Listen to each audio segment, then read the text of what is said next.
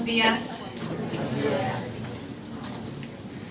En este momento tengo el privilegio de presentar a un académico internacional y líder de educación binacional, el profesor Edmund Ted Hammond.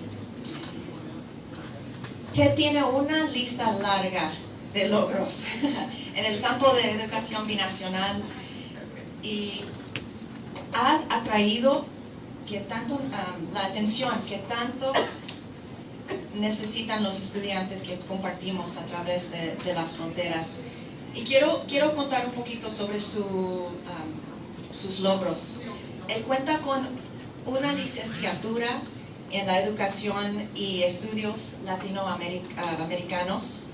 También cuenta con una maestría en la antropología y un doctorado de educación.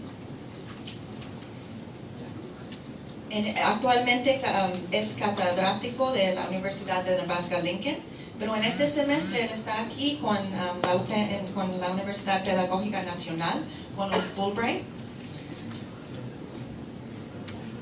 ¿Ustedes conocen la idea de Fulbright? Okay. ¿Va a explicar un poquito? Ok, perfecto.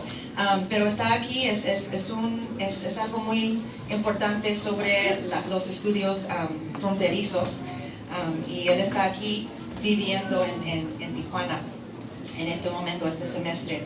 Tiene una lista larga de artículos y capítulos sobre los temas binacionales, por ejemplo,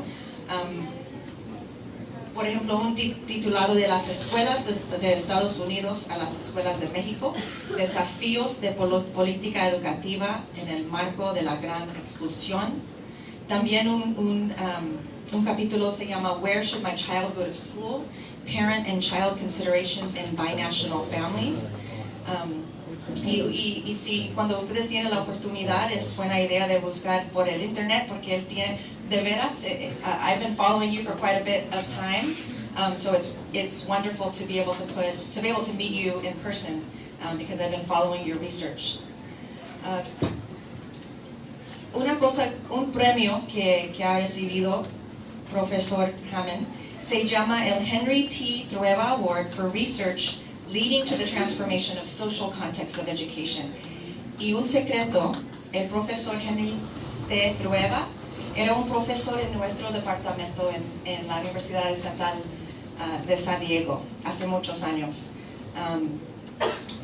Él recibió ese gran honor con sus compañeros de estudio, los Three Musketeers, as he's told me, y este premio reconocen la colaboración durante 20 años de estudios e investigaciones, también con la colaboración con el Secretario de Educación Pública y Consejo Nacional de Ciencia y Tecnología, sobre el contexto binacional y específicamente los niños que compartimos. También quiero notar que como profesor, formador de docentes, investigador académico y activista de temas humanitarios binacionales, es un honor increíble para mí como profesora, como una investigadora también. Siempre está leyendo su trabajo y nos da mucha inspiración sobre su trabajo y su compromiso a este tema. Entonces, por favor, ustedes únanse a mí para dar la bienvenida al profesor, Dr. Edmund Ted Hammond.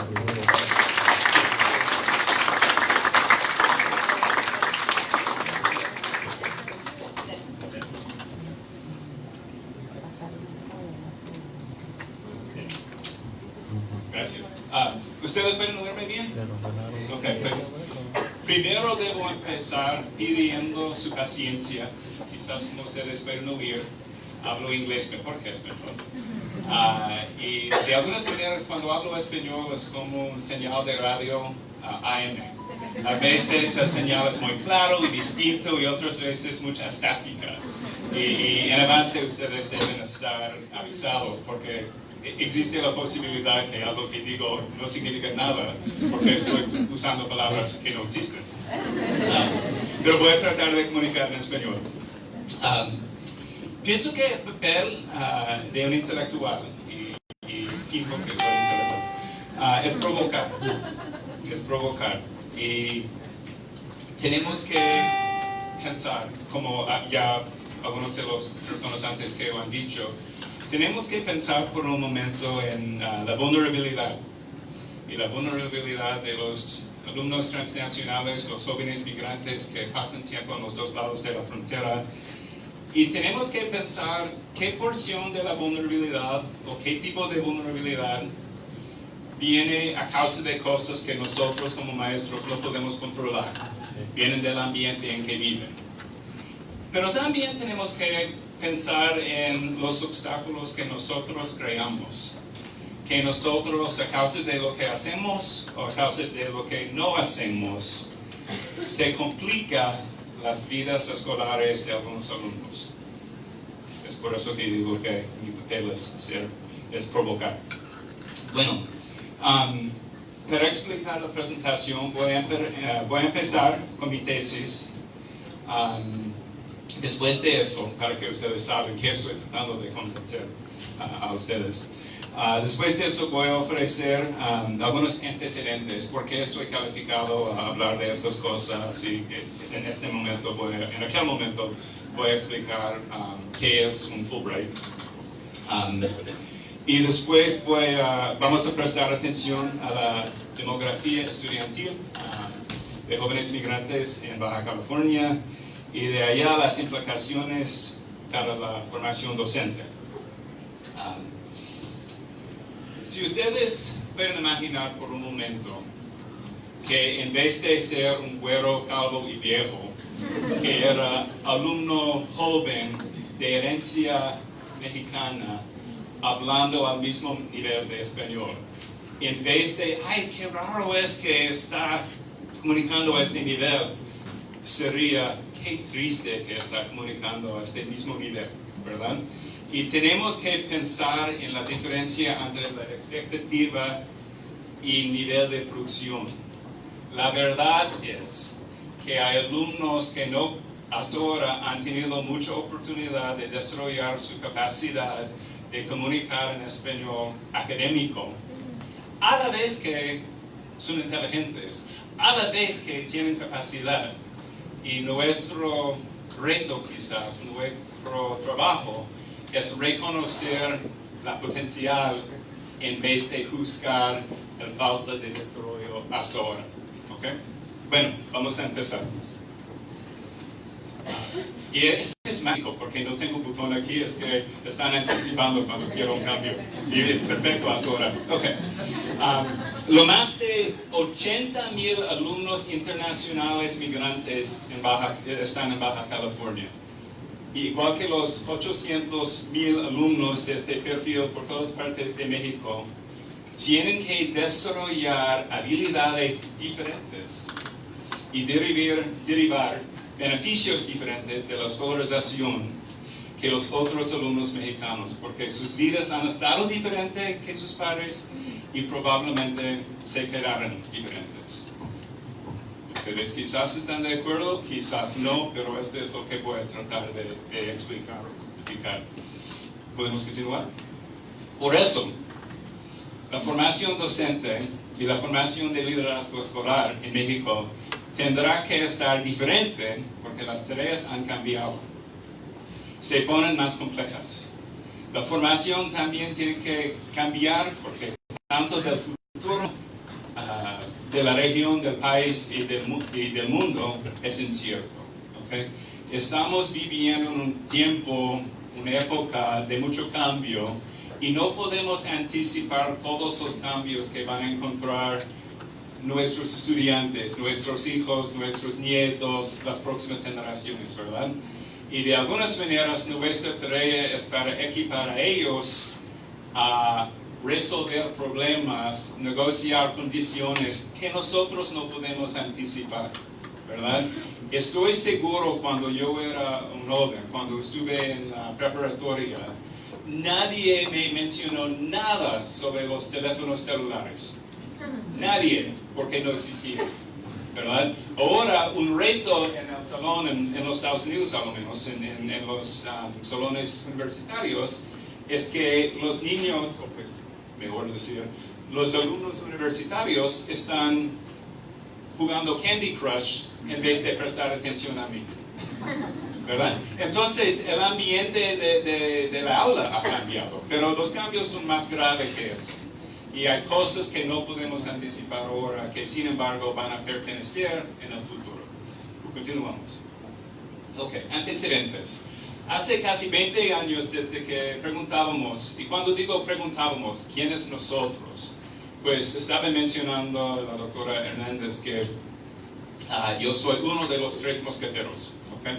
Allá abajo está el doctor Juan Sánchez, otro mosquetero. Él va a presentar a ustedes después.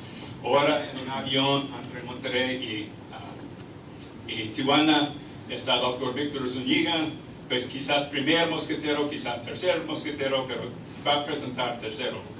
Y nosotros desde pues, 2001, pues, como un grupo de 3 desde 2004, yo conocí para la primera vez al doctor Zúñiga en 1997, pero en 2001 yo publiqué una ponencia que se llamaba Theorizing the Sojourner Student. Fue una ponencia más teórica que empírica en aquel momento, pero estuve usando datos de una encuesta hecha por Dr. Zúñiga y su compañero Dr. Hernández León, quien trabaja ahora mismo actualmente en la Universidad de California, Los Ángeles. Y ellos habían descubierto que 3/4 de los padres viviendo en Dalton, Georgia, una comunidad nueva mexicana, 3/4 de los padres estaban intentando quedarse allá por 3 años o más. Entonces ellos concluyeron que la comunidad nueva mexicana en Dalton, Georgia, era una comunidad permanente. Y estoy de acuerdo con ellos. Ellos tenían razón. Yo pregunté, pues, ¿qué va a pasar al otro cuarto? ¿A dónde van a ir? ¿Van a ir a Atlanta? ¿Van a ir a Chicago? ¿Van a ir a Dallas? ¿Van a regresar a Michoacán? ¿Van a mover a Tijuana? ¿A dónde van? Y de este inicio recibimos fuentes de Conocí de México, para empezar una investigación empírica en Nuevo León y después en Zacatecas, buscando alumnos en México que tenían experiencia escolar en los Estados Unidos antes de su llegada a México. Podemos continuar. Bueno, con una muestra aleatoria estratificada, es decir, que a la vez que por entrenamiento soy etnógrafo, tengo buenos amigos que tienen capacidad estadística, entonces nosotros cooperamos. Pero nosotros visitábamos, no recuerdo el número en este momento, pero más o menos 200 escuelas haciendo encuestas en una variedad de aulas y buscando alumnos con experiencia estadounidense. Y empezábamos en Nuevo León, porque era mucho más fácil empezar en Nuevo León. Dr. Sánchez y el Dr. Zúñiga están ubicados allá. Pero también hay una historia vieja de migración entre Monterrey y Texas, o entre el estado de Nuevo León y Texas, y pues a otras partes de los Estados Unidos también. Bueno, a causa de pues los fuentes que recibimos de Conocí eran bastante para apoyar un segundo nivel de investigación, y por eso pasábamos a otra, pues iniciábamos una otra investigación en Zacatecas, también una muestra aleatoria estratificada de escuelas. Y para explicar la estratificación, es que INEGI en México, el Census Bureau, cuenta históricamente el nivel de participación en cada municipio en la migración internacional. Por eso nosotros tratábamos de asegurar que nuestra muestra estaba incluyendo todos los perfiles de municipios según su nivel de participación en la migración. Entonces, si por ejemplo en Nuevo León eran de las 52 municipios, hay 2 que tienen nivel muy alto de participación, lo más alto que hay, según la escala de 5 niveles. teníamos que asegurar que estaba incluido en la muestra escuelas en aquella zona para que no evitar. También, si en Zacatecas eran pocos municipios sin mucha participación, teníamos que asegurar que nuestra muestra estaba incluyendo escuelas de aquellos lugares también. Pues ustedes pueden ver la estática, está empezando. Bueno, y pues dos cosas más.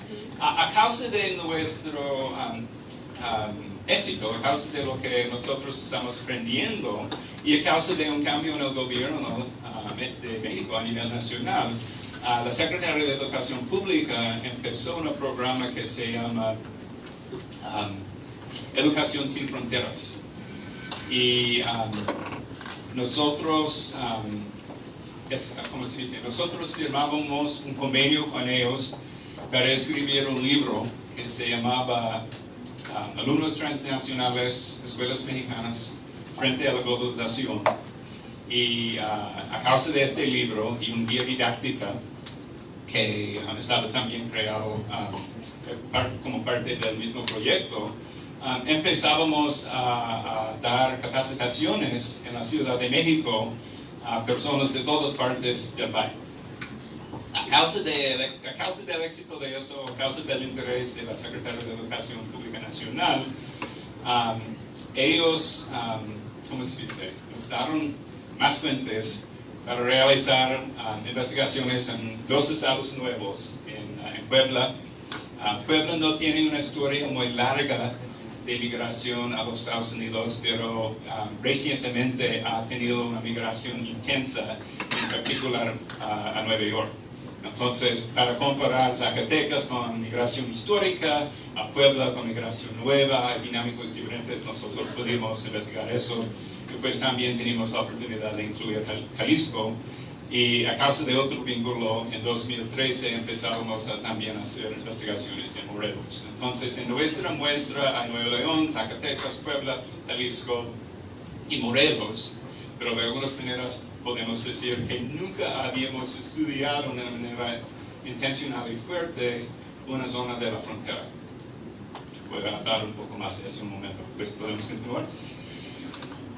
Pues entonces, a causa de nuestras oportunidades de ofrecer talleres, de hacer las capacitaciones en la Ciudad de México, yo tuve la oportunidad de conocer, y mis compañeros también, nosotros tenemos la oportunidad de conocer a Yara Ambro López, quien ustedes acaban de ver, coordinadora por mucho tiempo del Programa Binacional de Educación Migrante. Y ella nos invitó a hacer un taller aquí en 2012. Fue un tiempo difícil aquí en Baja California a causa de la guerra narcotraficante. Y recuerdo que la Avenida Revolución era casi vacía. Y nosotros cenábamos sin reservación, sin problema en el hotel César. Y yo probé ensalada César y hice lo que tenía que hacer.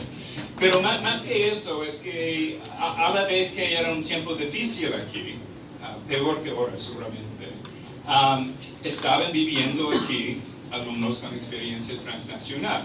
Las escuelas de Baja California estaban tratando de pensar en respuestas pedagógicas a un perfil del alumno que antes no habían tenido a este mismo nivel. Bueno, y a causa de nuestra visita en 2012, los vínculos y las relaciones de amistad se pusieron más fuertes y por eso y pues también nuestras investigaciones estaban continuando y decidimos a regresar. Estábamos invitados a regresar para participar en el primer foro. Este es el tercer foro. Estuve aquí también en diciembre de 2017 para participar en el primero.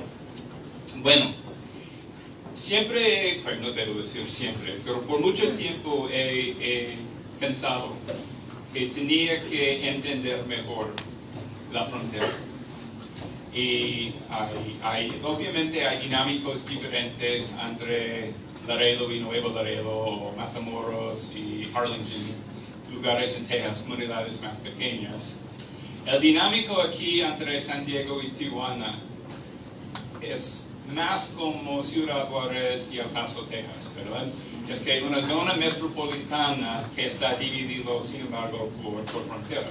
Y la realidad es que para entender los dinámicos aquí, ¿son igual a otras partes de México o no? ¿En qué manera son igual, en qué manera son diferentes? Yo decidí que tenía que pasar una estancia aquí. Afortunadamente, existía un programa estadounidense que se llama Fulbright, que estaba establecido en 1946, inmediatamente después de la Segunda Guerra Mundial, ¿verdad? Y este era un senador del estado de Arkansas, de los Estados Unidos, que se llama Fulbright, y de la perspectiva de él, el gobierno estadounidense necesitaba mecanismos para fomentar la amistad intelectual, la amistad internacional entre investigadores. Y por eso, por pues más que 70 años, hemos tenido programas en todas partes del mundo, viajando investigadores de los Estados Unidos a pasar estancias en otros lugares. Soy el primero en la Universidad Pedagógica Nacional de la Unidad de Tijuana. Por mucho tiempo han venido personas a la Universidad Nacional Autónoma de México, a la Universidad de Guadalajara. Hay varios lugares aquí del país. También este programa ofrece becas a investigadores mexicanos a pasar tiempo en los Estados Unidos. A nivel de alumnos graduados y también a investigadores. Yo soy investigador, aquí estoy con el título US Scholar y está apoyando una estancia de 4 meses y cada día estoy aprendiendo. Bueno, son los antecedentes. Hay otros antecedentes. Puedo establecer que conozco de la escolarización y la reforma escolar en los Estados Unidos. Si alguien tiene pregunta, al fin puedo contestar, pero pienso que los datos en este momento son los más interesantes y por eso tenemos que continuar. Sigue, por favor. Ok, voy a sugerir, y hemos escrito que hay 4 tipos diferentes de jóvenes migrantes. ¿Por qué digo jóvenes migrantes? Voy a explicar eso, porque también he dicho a veces alumnos transnacionales y quiero reservar las palabras alumnos transnacionales para un tipo específico de joven migrante. Bueno, hay alumnos nacidos en México que han movido o han mudado a los Estados Unidos y han asistido a escuelas allá antes de regresar. Tienen experiencia biográfica binacional de escolarización, ¿okay? Pero por ciudadanía es probable que solamente son mexicanos. A veces, porque sus padres, madre o padre, tienen la ciudadanía estadounidense y califican para la doble nacionalidad. Pero es más común que en este grupo la mayoría que han tenido las experiencias en los Estados Unidos han estado allá sin los derechos de ciudadanía, con los derechos de la niñez, pero sin los derechos de la ciudadanía. Disculpa. Bueno, segunda categoría son los alumnos nacidos en los Estados Unidos quienes vivieron allá por bastante tiempo. Es que son de allá, pero han quedado allá para empezar la escolarización allá, ¿okay? Y después han emigrado de los Estados Unidos para inmigrar a México y ahora aquí están matriculados en las escuelas. Algo que es interesante, un dato que no está parte de la ponencia que había escrito para apoyar esta presentación. En este momento, ¿alguien aquí sabe la edad mediana de los inmigrantes en México en este tiempo? La edad mediana, the average age de inmigrantes en México. 15 años. Es decir que obviamente la sociedad tiene ancianos de 100 años, pero la edad mediana en este momento es 15. ¿Okay? 50% más viejo que eso, 50% más bajo.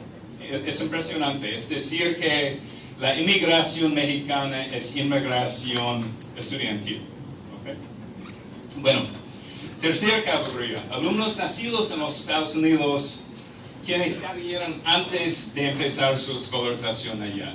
Entonces, grupos 2 y grupo 3 tienen derecho de doble binacionalidad. Según la Constitución estadounidense, los nacidos allá califican para la ciudadanía, pero los niños en el tercer grupo no van a estar comparando sus experiencias en los Estados Unidos y sus experiencias en México.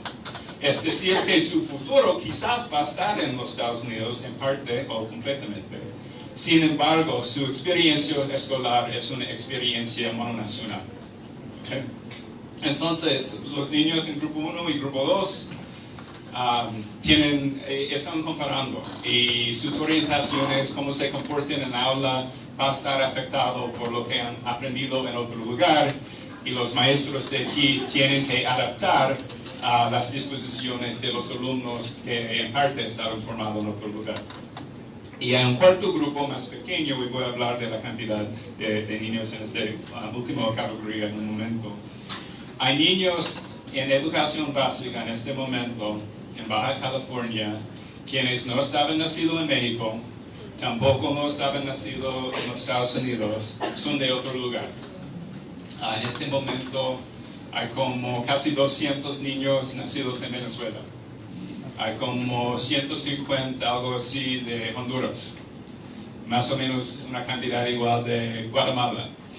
Y sabemos que aquí en las albergas de Baja California hay una población grande de jóvenes de origen en lo que se llama el Triángulo del Norte, ¿verdad? Los países de El Salvador, Guatemala y Honduras.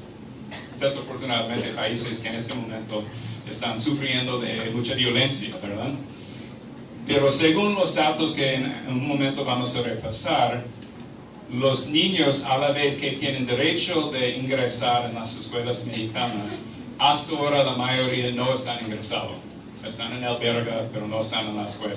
O si están en las escuelas, están en momentos cuando la cuenta de alumnos no está hecho. Es decir, que es probable que no están. Bueno, pero este es un perfil, es una taxonomía. Vamos a continuar para hablar de cantidades. Ok. ¿Quiénes son? En la primera categoría, y ya, si hay tiempo al fin, yo puedo explicar cómo está calculado eso. Tengo la información, puedo explicar, pero son detalles de la metodología que pienso que van a estar de menos interés, a la vez que pero prometer que está hecho bien. Alumnos nacidos en México con experiencia escolar en los Estados Unidos y ahora aquí en Baja California, 30,000, un poco más que 30,000 alumnos. Y todas las estadísticas son de educación básica, ¿verdad? Media superior seguramente hay otra cantidad, pero no estamos contando a ellos en este momento, porque según la historia particular de la educación, de la escolarización en México, educación básica y educación de medio superior está gerentado, estoy creando una palabra nueva, arreglado por otra entidad, coordinado por otra entidad. Ok, eventualmente voy a usar una palabra que existe. Bueno, segundo, alumnos nacidos en los Estados Unidos con experiencia escolar en los Estados Unidos, casi, ¿cómo se dice? 19,000 alumnos. Okay. Alumnos nacidos en los Estados Unidos, no estoy bien, es que aquí tengo. No soy cantante porque no tengo la voz para hacerlo. Yo y mi mamá, es que si decidimos que nos sentimos caliente, si queremos disminuir la temperatura aquí, yo quiero cantar para romper todas las ventanas y pues deben tener más ventilación. Pero entonces la voz que ustedes están oyendo no es un asunto de falta de agua, es otra cosa. Bueno, alumnos nacidos en los Estados Unidos sin experiencia escolar, casi 24,000 aquí en Baja California. Y alumnos internacionales, cuarta categoría, un poco más que 1,000. Es decir que en educación básica en Baja California en este momento, pues estadísticas del año pasado eran un poco más que 685,000 alumnos. De los 685,000, 630 más o menos estaban de México, nacidos aquí. Algunos nacidos quizás en Michoacán o en Sinaloa, otro lugar, pero nacidos en el país de México. Más o menos 51,000 estaban nacidos en los Estados Unidos y solamente un poco más que 1,000 de otros lugares. ¿Okay? Es decir, que 0.2% nacidos en terceros lugares. Podemos continuar. Okay. Y para la división adentro de la educación básica, y ahora estoy solamente hablando de categoría 2 y categoría 3. ¿Okay? Es decir, que en preescolar, en este momento, en los 3 años, ustedes saben que hay 3 años de preescolar aquí en México obligatorio, a la vez que hasta ahora solamente más o menos 65% de la población idónea está matriculado en la escuela preescolar. Pero, sin embargo, tenemos una población de más que 8,000 alumnos nacidos en los Estados Unidos. Es muy probable que no tienen experiencia escolar en otra preescolar en los Estados Unidos. Existe la posibilidad, pero estamos hablando de niños de 3 años, 4 años, 5 años de edad. En primaria, aquí en Baja California, hay casi 30,000 alumnos nacidos en los Estados Unidos. Es más probable, pues los más años de escuela que ha tenido, los más años que ha vivido en el mundo, es más probable que ha tenido la oportunidad de mover. Algo más que sabemos es que demográficamente la recesión fuerte de 2009 en los Estados Unidos, pues era una recesión mundial, impulsó mucha migración, regreso de muchos padres de origen de México regresando a México y a veces llevando niños nacidos allá.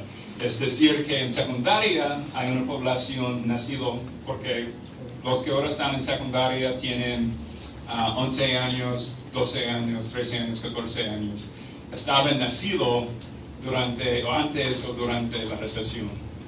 Bueno, aquí es la población de que estamos hablando. Ok, seguimos. Aquí. Bueno, voy a dividir los comentarios que tengo en 3 partes. Debemos pensar en la bienvenida que está ofrecido a los alumnos de jóvenes migrantes. Tenemos que pensar en las implicaciones para la práctica continuada en las aulas. Y también tenemos que pensar en sus futuros. Y pienso que el futuro es el punto un poco más abstracto, más difícil para entender. Entonces voy a pedir que prestamos atención al futuro primero, a la vez que al fin, antes de terminar, voy a prestar atención a estas 3 cosas. Continuamos. Bueno, pensando en un futuro incierto, y este va a afectar a todos, alumnos con experiencia transnacional y otros también. Pero hay un cambio de clima, ¿verdad? Hay lluvias más fuertes, hay tiempos más largos sin lluvia, hay cambios de clima y de una perspectiva mundial, estos cambios van a impulsar movimiento popular. La desubicación de poblaciones. Hay algunos que dicen que algo que está impulsando la migración en este momento de Guatemala en particular, pero del Triángulo del Norte, seguramente hay violencia, seguramente hay dificultades allá, pero también hay problemas en la producción agropecuaria. Hay una pausidad, una falta de lluvia allá, y por eso la cosecha en particular de café está disminuyendo y fuentes de trabajo, fuentes de conseguir dinero están desapareciendo. Y si no puede trabajar, pues los familiares quieren asegurar que los niños están seguros, que pueden comer, que pueden sobrevivir, y a veces por eso tienen que buscar otro lugar en que pueden vivir. Quizás este es un síntoma de cambio de clima. Bueno, los lugares en el mundo que van a producir comida, lo que se llama grain belt, van a cambiar, ¿verdad? Es que la cosecha de Canadá va a aumentar, la cosecha del sur de los Estados Unidos va a disminuir a causa del cambio de clima. Bueno, y este va a impulsar movimiento, sabemos eso. También, como estaba mencionando el secretario, hay cambios en la tecnología, la automación y la desubicación de empleo. Hay trabajo ahora que va a desaparecer. Hay trabajo que ahora no existe, que va a estar creado. Pero tenemos que anticipar que hay dinámicos que en este momento no sabemos, pero van a pasar. Es que tenemos que tener fe en algunas maneras en lo que todavía no podemos ver. Es que va a ocurrir, pero qué va a estar, nosotros no sabemos. Y desafortunadamente, y digo eso como un estadounidense, estamos viviendo un tiempo fuerte de neoxenofobia y neotribalismo. Entonces, a un momento cuando el mundo tiene que colaborar más que antes, algunos están luchando de una manera para dividir en vez de unir. ¿Okay? Y es algo que la escuela tiene que atacar, porque el futuro del mundo literalmente está afectado por estos dinámicos. Bueno, la incertidumbre que se demora, pues podemos preguntar, si hablamos de la preparación docente, ¿qué necesita saber la próxima generación para habitar el mundo cambiado y cambiando? Es decir, que va a estar diferente que ahora y va a estar continuando a cambiar. ¿Okay? Para superar los retos de la época. ¿Qué necesitan para superar de los retos de la época? Bueno, continuamos. Gracias por la paciencia. Si no sabemos qué necesitan saber para superar los retos que se encuentran, pues ¿por qué no sabemos precisamente cuáles van a ser los retos? ¿Qué contenido debemos enseñar? Pues según el secretario, inglés. Y pienso que podemos defender que inglés va a estar clave en el futuro. Pero en español también hay investigaciones científicas que están diciendo que el bilingüismo tiene un efecto bueno cognitivamente y es un mecanismo para proteger el cerebro contra algunas enfermedades, por ejemplo, lo que se llama Alzheimer's, ¿verdad? Entonces podemos justificar el bilingüismo pues, a causa de las implicaciones económicas, pero también podemos justificarlo a causa de las implicaciones de la salud. Pero hay más que cambios de las lenguas en que comunicamos. ¿Cuáles capacidades diagnósticas, cuáles capacidades de cooperar, cuáles capacidades creativas van a necesitar, ¿verdad? Van a tener que diagnosticar problemas que en este momento no podemos reconocer. Van a tener que tener la capacidad de usar herramientas que en este momento todavía no existen, ¿verdad? Y es por eso que la capacidad de crear va a ser clave, ¿verdad? Nosotros lo que podemos anticipar es que no estamos anticipando. Y por eso, de algunas maneras, tenemos que compartir la orientación de creatividad y de pensar en maneras fuera de la caja, outside of the box. Bueno, continuamos. ¿Podemos hablar? Ok. ¿Debemos pensar en los jóvenes migrantes como inmigrantes o como emigrantes o los que van a participar en lo que se llama transnacionalismo desde abajo? Y este es un término, transnationalism from below, que es muy importante para entender. Es una teoría, es un entendimiento promulgado por dos autores quien se llama Michael Peter Smith y Luis Guarnizo. Pero lo que es importante entender es que las familias tienen interés en disminuir su vulnerabilidad económica. Por eso usan los recursos de los dos lados de la frontera. Si está viviendo en San Diego y la medicina en Tijuana es más barato, debes cruzar para comprar la medicina aquí. Si hay algo que está disponible allá y es más barato, más seguro, más cualquier cosa, y estás de aquí, vas a tratar de ir por allá. Y si no tienes derecho de atravesar, quizás vas a convencer a su buen amigo que deben hacerlo para ti, ¿verdad? Y de esta manera las redes sociales se cuentan para la estrategia de sobrevivir. Pero el punto más clave es que las familias actúan como familias, es que es una red, no estamos hablando a nivel individual, pero individuo dentro de redes sociales. Y su punto, su interés más clave es disminuir el riesgo, ¿verdad? Y hay maneras de sobrevivir, hay estrategias de sobrevivir que incluye una vida continual en los dos lados de la frontera. Bueno, también podemos hablar de lo que se llama una capacidad de culture switch o trastrocar culturas, ¿verdad? Es que y he visto eso, y quizás ustedes también. Si nosotros podemos imaginar un alumno traduciendo entre su maestro en California y sus padres de origen de México, ¿verdad?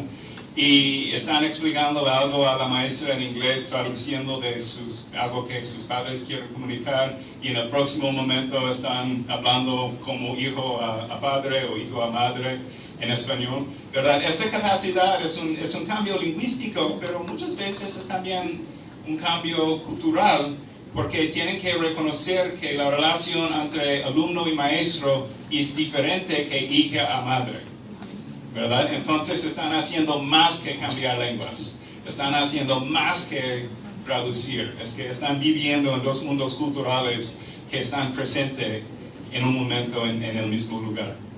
Bueno, también podemos hablar de los derechos de doble nacionalidad y las implicaciones. Hay algunos con la doble nacionalidad que ahora están en las escuelas de Baja California que van a salir. Y van a salir en una manera permanente, probablemente. No sabemos cuáles, ni cuántos, pero algunos seguramente. Por eso podemos preguntar, ¿qué están haciendo las escuelas de Baja California para preparar ciudadanos estadounidenses a vivir como adultos en los Estados Unidos? Es un papel diferente que el papel histórico. En este mismo momento, hay niños de herencia mexicana en las escuelas de California, en las escuelas de Washington, en las escuelas de los Estados Unidos, y van a pasar su adultez en México. Por eso podemos preguntar, ¿qué está haciendo las escuelas estadounidenses para preparar a algunos niños para pasar la mayoría de sus vidas en México, ¿verdad? Y es más probable que hay niños que van a tener como adultos experiencia en los dos lados, mudándose de una manera continuada. ¿Okay? Hay algunos niños con experiencia transnacional, quizás nacido en California, en Los Ángeles, por ejemplo, y ahora están aquí y nunca van a salir. Es que van a quedarse aquí por cualquier razón. Pero podemos anticipar que una gran porción, a causa de este transnacionalismo desde abajo, hay una gran porción que durante su adultez van a estar en los dos lados, ¿verdad? Quizás pasando 4 años para asistir a la Universidad de San Diego State University, ¿verdad? Viva los aztecas, ¿verdad? Puedo hacer esto mejor, pero pues ustedes entienden. Disculpa. Bueno. Entonces, tenemos que pensar de esto, un binacionalismo como un recurso familiar, ¿okay? Y si podemos considerar por un momento una familia, es una, pues, vamos a ver el próximo ejemplo. ¿Podemos continuar? Ok. Podemos pensar en una familia típica, ¿verdad? Es que yo creo este perfil familiar, pero nosotros podemos imaginar eso, ¿verdad? Hay una pareja que se casó quizás en 2002, algo así. Y en 2005, su primera niña, su primera hija, está nacido en México. En 2006, la familia decidió mover para obtener las oportunidades económicas de los Estados Unidos o cualquier razón, van a los Estados Unidos. ¿Okay? Segundo punto, en 2007, su segundo hijo, pues segunda hija, según este ejemplo, está nacido. Primer hija con la doble nacionalidad, ¿verdad? Pero segunda hija, nacido en los Estados Unidos. En 2009, su tercer niño, pues esta vez su primer hijo, está nacido, también en los Estados Unidos. En 2013, después de algunos años difíciles económicamente, a causa de la recesión de 2009 y sus efectos continuados, la familia se mudó a Baja California. En 2014, podemos imaginar que el cuarto niño, tercera hija, está nacido en México. ¿Okay? Podemos pensar en este. Algo clave, en 2019, nuestro año, los cuatro niños se quedan ingresados en la educación básica, ¿verdad? Todos de los 4 niños están en secundaria o primaria o quizás todavía preescolar. Podemos continuar. Ok.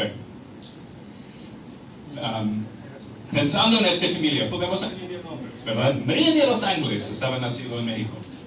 Teresa estaba nacido en los Estados Unidos. Héctor estaba nacido en los Estados Unidos.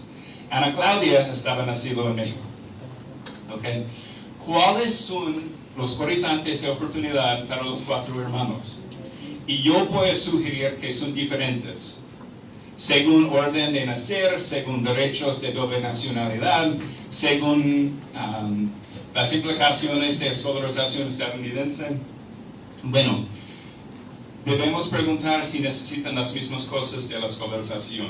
Y algunos, seguramente, todos van a tener que dominar la matemática, por ejemplo, ¿verdad? Pero van a estar diferencias a la vez que van a estar tareas compartidas. ¿Ok? Continuamos. Ok. ¿La próxima? No. Buscamos 3. Ok, perfecto. Ok. ¿Qué implica de María de los Ángeles y Teresa que tienen experiencia escolar de los Estados Unidos? Okay. María de los Ángeles hasta 4º grado de primaria y 6 años en total porque tiene acceso a Head Start en los Estados Unidos al kinder. Teresa hasta 2º grado de primaria. Es decir que los 2 niñas mayores de la familia son alumnos transnacionales, tienen experiencia en los 2 lados y por eso pueden comparar los 2 lados. ¿Okay? No sé, y voy a simplificar el proceso de escolarización en los Estados Unidos y quizás aquí también en México. Pero, a ver, ¿quién aquí es o va a estar maestra o maestro de la primaria? ¿Quién aquí? Ok. No sé si ustedes han oído, pues a veces dicen de 3er grado o 4º grado, que hay un cambio. Hasta 3er grado, el papel principal es enseñar cómo leer. Y después de 3er grado es leer para aprender. ¿Okay? El cambio es que, obviamente hay contenido antes de 3er grado. Obviamente después de 3er grado todavía están continuando a desarrollar sus capacidades a leer. Pero al empiezo de la primaria, la tarea principal es enseñar cómo leer. Los niños tienen que aprender cómo leer. Y después de algunos años de práctica, pueden usar su nueva capacidad, la capacidad de leer, a aprender el contenido. Entonces, hablando de María de los Ángeles, en particular, ella ha empezado en los Estados Unidos a aprender el contenido leyendo en inglés. ¿Okay? Teresa está aprendiendo todavía a aprender en inglés, pero no está aprendiendo la mayoría del contenido porque la tarea de los primeros años de la primaria es diferente que después. Yo sé que es una simplificación, pero algo útil para nuestros pensamientos. Ok, continuamos. 4. Ok. ¿Qué significa la doble nacionalidad de Teresa y Héctor? ¿Cómo pertenece a sus oportunidades de estudiar, trabajar y ubicarse en el futuro? ¿Verdad? Podemos imaginar que la familia, con los recursos financieros que tiene que determinar quién va a estar más exitoso en San Diego State University, Teresa o Héctor. Hay recursos para apoyar uno. Y saben que si Teresa o Héctor en 2024 o algo así uno de los dos, porque no hay recursos bastante para los dos, uno de los dos va a ir a San Diego State, va a cumplir su licenciatura y de esta manera pueden apoyar a la familia que se queda en Baja California en una manera financiera, ¿verdad? La inversión familiar en su escolarización va a estar pagado cuando Héctor regrese. ¿Cómo puede decidir eso? ¿Verdad? Y pues a la vez que es una decisión familiar, pertenece a sus experiencias en las escuelas de Baja California, ¿verdad? Entonces lo que hacen los maestros en Baja California de Teresa y Héctor va a impactar cuáles oportunidades tienen en el futuro y qué va a hacer su familia. Bueno, continuamos. Ok. Pensando en una familia típica, al fin, pues los metas de la escolarización de María de los Ángeles y Ana Claudia deben estar iguales. Es que los dos son de México. Los dos tienen pues los derechos de la ciudadanía mexicana. Pero yo puedo sugerir que los desafíos y las oportunidades, el entendimiento de la escolarización que tiene María de los Ángeles va a estar diferente que Ana Claudia, ¿verdad? Y su éxito escolar o sus desafíos escolares van a estar afectados por cómo han experienciado la escolarización. Bueno, podemos continuar. Ok. 2 puntos. Podemos imaginar otras familias y otros niños y si era más tiempo yo podía generar pues 20 otros ejemplos, pero ustedes entienden el punto. Pero quiero regresar a puntos anteriores. La variación, lo que deben encontrar, no es solamente porque podemos anticipar futuros diferentes. También lo llevan al aula, lo que llevan los niños al aula es diferente. Y estas diferencias tienen que estar reconocidos en la bienvenida y en la práctica diaria. Permítanme practicar eso y pues hay como 5 o 6 diapositivas hasta que estoy terminando. Bueno, continuamos. Disculpa que eso es otra explicación porque no puedo cantar, no puedo usar un micrófono de una manera más eficaz. Bueno, ok, contemplando otro caso. En el medio de noviembre, llega una niña al 4º grado de primaria. Ella nació en los Estados Unidos y es la primera vez que ha ingresado en una escuela mexicana. ¿Ustedes pueden imaginar esta posibilidad? Su llegada era precipitado por la deportación no anticipada de su padre y la decisión de sus padres que la unidad familiar es una prioridad.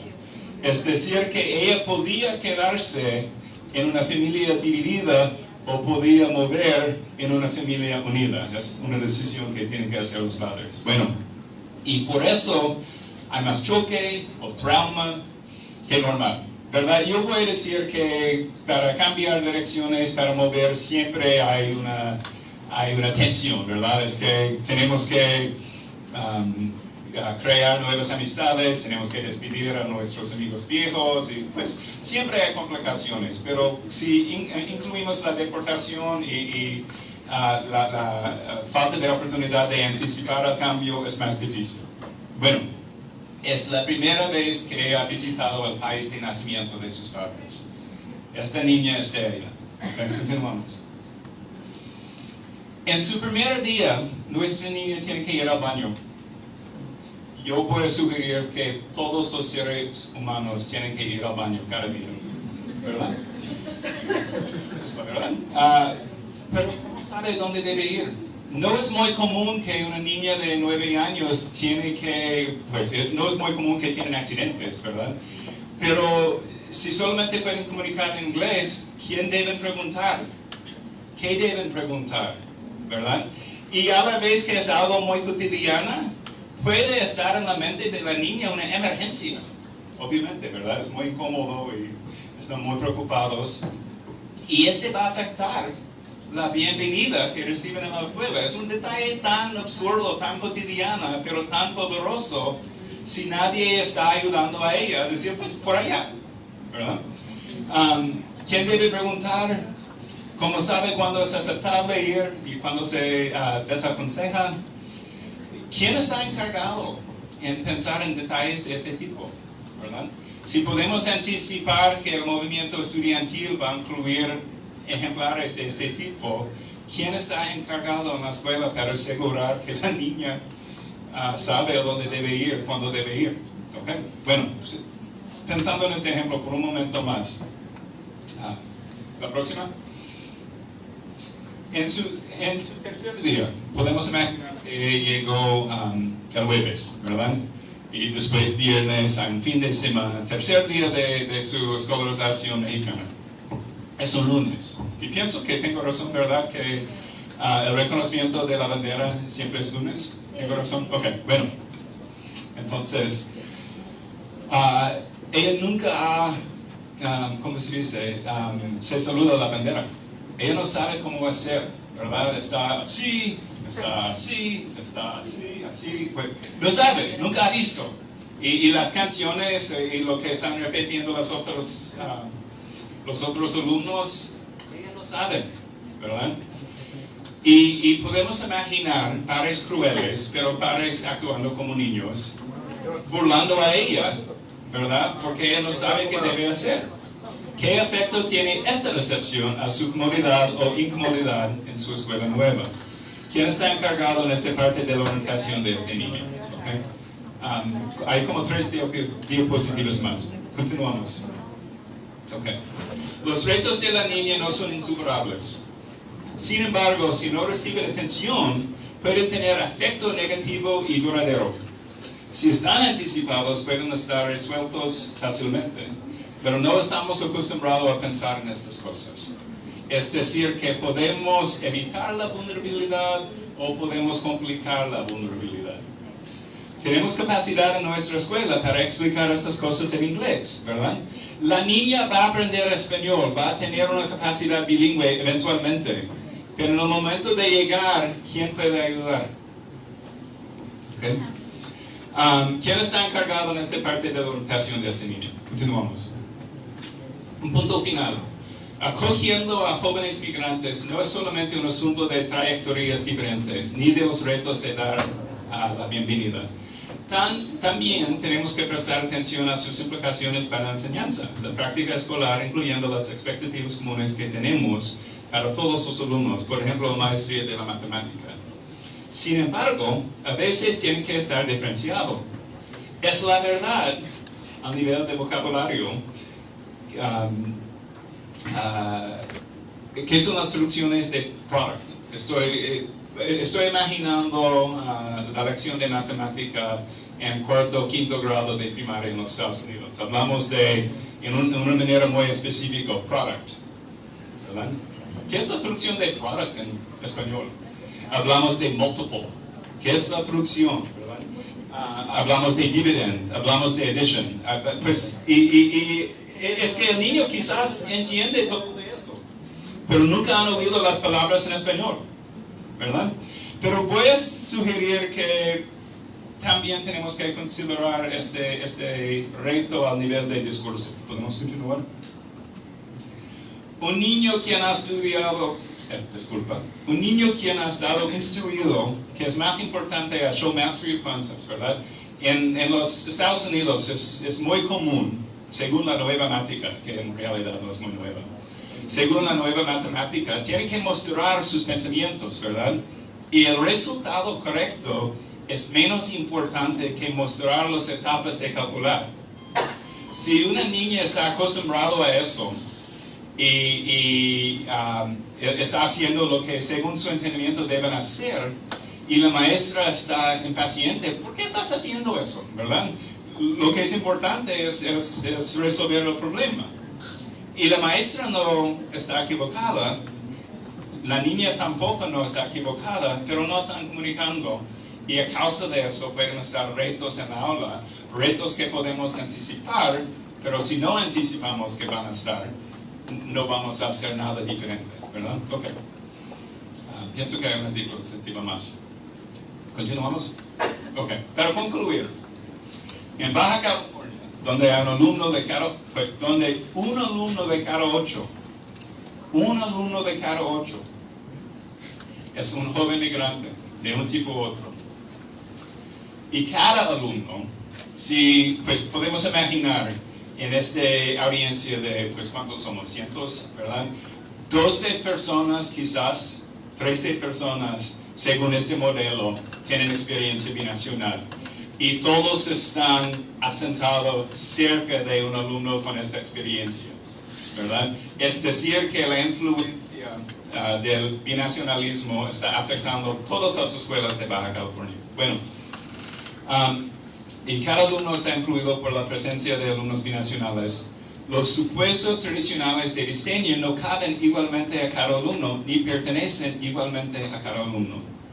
Si estamos de acuerdo que la tarea escolar es preparar cada niño para ser adulto, con prisa esta tarea se complica. Si aceptamos que la adultez de los barrios jóvenes va a estar diferente en maneras que podemos anticipar y en otros que no.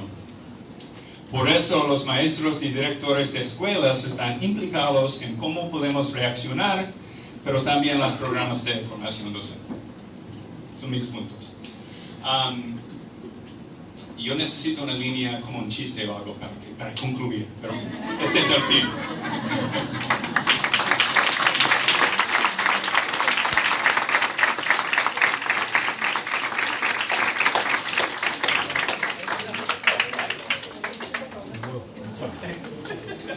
Pregunta o comentario, solamente uno, porque está muy tarde. Pero puede estar aquí.